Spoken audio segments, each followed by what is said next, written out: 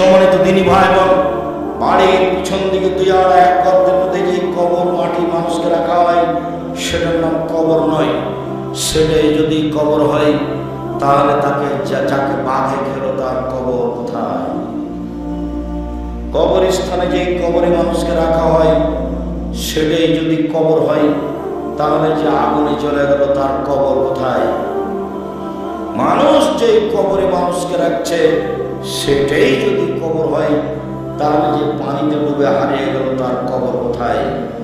কবর এটা নয়। মরার পর থেকে নিয়ে বিচারের দিন পর্যন্ত এই দীর্ঘ সময়ের নাম কবর। সেটা মাটির নিচে হোক, বাঘের পেটে হোক, পানির ভিতরে হোক, চলে যাক, যেখানেই হোক না কেন। সম্মানিত দিনী ভাই বোন, কবরে যদি মানুষ উত্তর দিতে না পারে তাহলে ফেরেশতা মারবেন।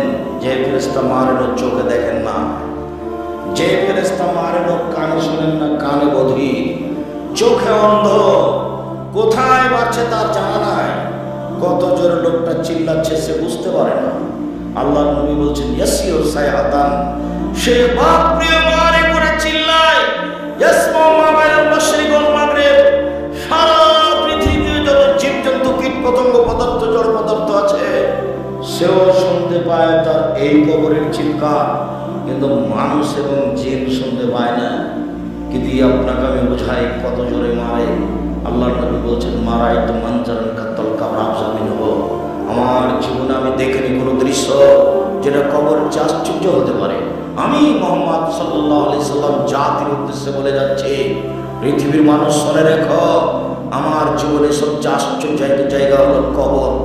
কবরের চেয়ে আমি আশ্চর্যের জায়গা কোনোদিন দেখিনি। আল্লাহর নবী কবরের শাস্তি থেকে বাঁচার কথা না বলে কোনোদিন তিনি সালাতে সালাম ফিরেননি। সম্মানিত দিনী ভাই বোন, কবরের শাস্তি বড় ভয়াবহ। কবরের শাস্তি স্বপ্নের মতো। কবর খনন করে আপনি দেখতে পাবেন না। স্বপ্নে একটা লোক পাশে ঘুমিয়ে আছে, স্বপ্নে দেখছে গোখরা সাপ তাকে তাড়া দিয়েছে, বাপরে মারে করে চিল্লিয়ে চলে যাচ্ছে, আপনি পাশে বসে আছেন, লোকটা কেমন কেমন করছে, একবার চিৎকার করলো, তা আপনি বলছেন এই তো কি হয়েছে, এরকম করছিস কেন? আর বলছেন কমা সাপ আমাকে গোখরা সাপ তাড়া দিল, অনেক বড় একবারে লাল টুকটো এইরকম মোটা, ও একবারে দিনের মতো বিবরণ দিচ্ছে, অথচ আপনি দেখতে পাচ্ছেন।